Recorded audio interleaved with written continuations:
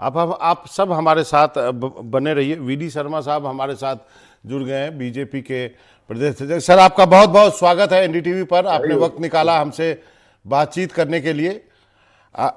आज जो वोटिंग हो रही है जिन सीटों पर, उसका आकलन सबसे पहले आप कैसे करेंगे, इन 8 सीटों का? नमस्कार। आप जो वोटिंग प्रतिशत मध्य प्रदेश के अंदर जो 8 सीटों पर आज जो मतदान जारी है, पिछले 3 जो हमारे फेज हुए हैं उसमें जो वोटिंग परसेंटेज अभी जो हुआ है, 3 बजे तक का आंकड़ा दिख रहा था, अभी 2 घंटे और हो गए तो एवरेज हम 62-63% तक पहुंच गए। तो अच्छा मतदान हुआ है और ये मतदान ये साबित करता है कि लोग मतदान के प्रति जागरूक हैं, अच्छी संख्या में मतदान कर रहे हैं। और जो ट्रेंड मतदान का दिखाई देता है कि प्रधानमंत्री मोदी जी को तीसरी बार प्रधानमंत्री बनाने का जनता का जो संकल्प है ये और प्रगाढ़ होता चला जा रहा है। लोग और इस पर संकल्प के साथ मतदान के लिए निकल रहे हैं। कार्यकर्ताओं ने, सामाजिक लोगों ने, सबने मेहनत की है पिछले फेज को देख करके। तो इस बार अच्छा मतदान हुआ है और ये पॉजिटिव मतदान। लेकिन कितना अच्छा भी मान लें आंकड़े, यदि अभी 2 घंटे के आने हैं, लेकिन 75% तक तो नहीं जाने वाले। साढ़े 75% जो मतदान 2019 में था उससे 5-7% कम ही हो रहा है। फिर भी यदि इसको और भी इसमें ऐड कर देंगे। 2019 के जो हमारा मत प्रतिशत था लगभग 75% कुछ था 2019 में, 75.7%, 75.5। कुछ सीटों पर हो सकता है ज्यादा भी जाएगा, लेकिन उसके आसपास हम पहुंचेंगे। तो इस बार सारे लोगों के प्रयास, मुझे लगता है कि ये जो कदम उठाए हैं उसका परिणाम है कि मतदान अच्छा हो रहा है। बाकी तुलना में देखेंगे तब। एक बात मैं जरूर कहना चाहता हूं कि मतदान प्रतिशत के कम होने के कुछ जगह पर मल्टी रीजन्स हो सकते हैं, लेकिन एक बड़ा कारण है, मैंने भी लोकसभा का चुनाव, मेरा कॉन्टेस्ट हो गया है जी। मैंने देखा है कि कांग्रेस का कार्यकर्ता, प्रो कांग्रेस वर्कर अपने नेतृत्व से घोर निराशा के वातावरण में वोट नहीं डाल रहा। मेरे खिलाफ जो पिछली बार 19 में चुनाव लड़ी थी प्रत्याशी वोट नहीं डाली कांग्रेस की। तो ये एक जगह नहीं, पूरा हाल है। फिर भी भारतीय जनता पार्टी का कार्यकर्ता या देश और समाज के बारे में सोचने वाले जो लोग हैं वो लगातार मतदान के प्रति लोगों को प्रेरित भी कर रहे हैं, मतदान करने लोग पहुंच भी रहे हैं। तो इसलिए मैं कहता हूं, अभी मैंने मध्य प्रदेश के अंदर ये कहा है कि मध्य प्रदेश में आज तक का वोट शेयर, सर्वाधिक vote share Bharatiya Janata party का इस बार आएगा। जो पिछली बार हमें एवरेज 58 मिला था, इस बार हम 68% के ऊपर लगभग जाएंगे। लेकिन 68% तो मतलब ओवरऑल वोटिंग यदि नहीं बढ़ेगा तो मार्जिन कहां से बढ़ेगा सर? ये तो सिंपल सा अर्थमेटिक्स है। शेयर की बात मैं कर रहा हूं। जो बीजेपी को ओवरऑल जो वोट टर्नआउट है उसमें से 68%, जो हम 10% वोट शेयर बढ़ाने का हमने जो टारगेट दिया है उसको मुझे लगता है कि हम छुएंगे। हमने विधानसभा में 8% बढ़ाया था, तो इसलिए इस बार भी हम इस दिशा में, हमारा प्रयास है कि ये हम इसको छुए और ये हम लक्ष्य को पूरा करेंगे। तो ये जो बातें आप कह रहे हैं इसके पीछे क्या है, तथ्य क्या है? क्या आपकी बात हुई है, आपके जो पन्ना प्रमुख होते हैं उनसे बात हुई है? इसका आधार क्या है, ये जो आप दावा कर रहे हैं? ये बिल्कुल आप ठीक कह रहे हैं कि हमने भारतीय जनता पार्टी का जो संगठन का तंत्र है जो मजबूती के साथ काम करता है। सुबह आपने देखा होगा कि हमारे कार्यकर्ता 10-10 लोगों को सुबह 5 बजे से फोन करके सबको उठा करके 12 बजे तक मतदान अपना पूरा करना है, परिवार का, अपने कार्यकर्ताओं का।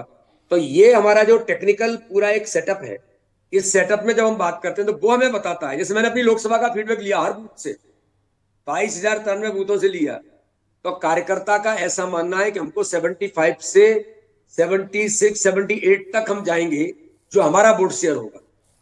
इसी प्रकार से हम हर जगह पर टेक्निकली इन सारी चीजों को करते हैं।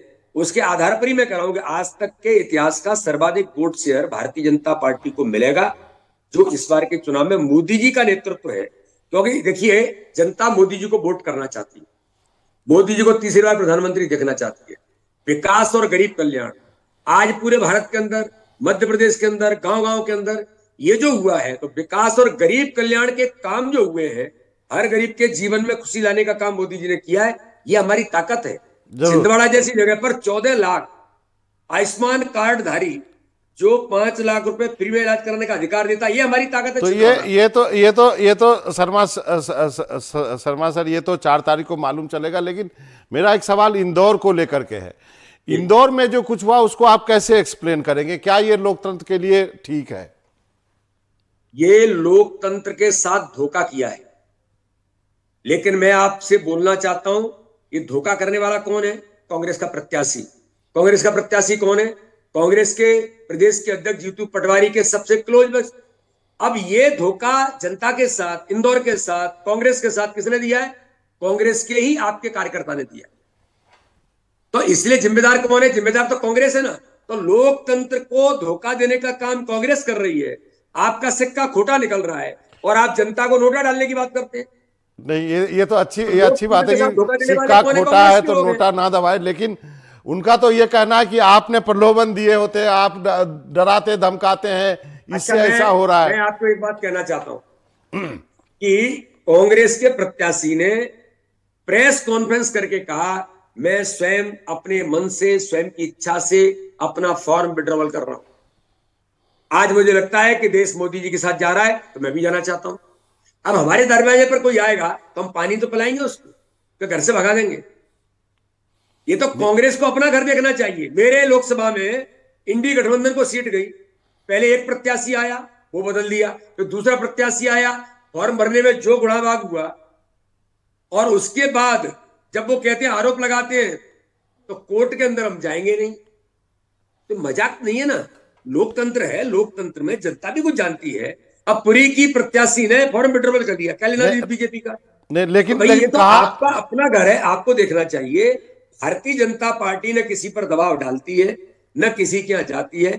हम अपना काम करते हैं। हम तो दिलेरी से चुनाव जीते, लड़ने में हमें विश्वास है। नहीं तो एक चीज तो इंदौर जैसे महानगर में जब हम पिछली बार सर्वाधिक मतों से मध्य प्रदेश के अंदर इंदौर हम जीते थे, तो इस बार हम क्यों नहीं जीतते? हम और ज्यादा मतों से जीतते। चलिए, नहीं, लेकिन वो तो ये स्वयं आपका प्रत्याशी मैदान छोड़ के भाग रहा है। ये कांग्रेस ने अपनी समीक्षा करनी चाहिए। आपके दावे के आपके आधार होंगे, लेकिन मेरा एक अंतिम का सवाल है कि लोग कहते हैं कि जितने कांग्रेसियों को लेने के लिए आपने कवायद की, बीजेपी ने की, भाई कांग्रेस छोड़ के बीजेपी में आ जाओ, उतनी कोशिश करते तो ये वोटिंग परसेंटेज 75 के पार चला जाता। नहीं, इसके बारे में मैं आपको बताना चाहता हूं। भारतीय जनता पार्टी ने कैंपेन लिया है ज्वाइनिंग का। कांग्रेस के कार्यकर्ताओं को ज्वाइनिंग के लिए नहीं कहा। आज ज्वाइनिंग एक दिन में, वन डे ज्वाइनिंग का हमारा अभियान था 6 अप्रैल स्थापना दिवस को। 2,84,000 लोग ज्वाइनिंग किए एक दिन के अंदर, वन डे। 4.5-5 लाख लोगों ने वैसे ज्वाइन किया। उसमें सामाजिक कार्यकर्ता भी है, उसमें खिलाड़ी भी है, उसमें डॉक्टर भी है, उसमें आर्टिस्ट भी है। समाज के विभिन्न वर्गों के लोगों ने भाजपा ज्वाइन की, तो हमारा कैंपेन था। अब उसमें कांग्रेस के लोगों को लगता है, बूथ स्तर पर काम करने वालों को, मंडल पर काम करने वाले लोगों को, भाई कांग्रेस अप्रासंगिक हो रही है, उनके नेतृत्व पर घोर निराशा है, उनको लगता है कि हम भाजपा में जाना चाहते हैं। चलिए, तो ऐसे लोगों का स्वागत है। हमने किसी को न दबाव डाला, न प्रलोभन दिया। हमने अपना काम किया है, हमने अपने संगठन का काम किया है। हम ज्वाइनिंग का अभियान है हमारा, और उस अभियान में कोई लोग आना चाहते हैं और भारतीय जनता पार्टी में आकर के पद्धति में, नीति में, नेतृत्व में विश्वास करते हैं, तो उनका स्वागत है। एक अंतिम का सवाल है, क्या एक बार फिर से पूछूंगा कि अच्छा नहीं होता कि इस फेज में भी 75% वोट पड़ गए होते? नहीं, 75% वोट मुझे लगता है होगा। मुझे लगता होगा। चलिए, मुझे तो विश्वास है कि 75 के लगभग हम या उससे ऊपर जाएंगे। चलिए, बहुत बहुत शुक्रिया वीडी शर्मा साहब, आपने वक्त निकाला एनडीटीवी से बातचीत करने के लिए।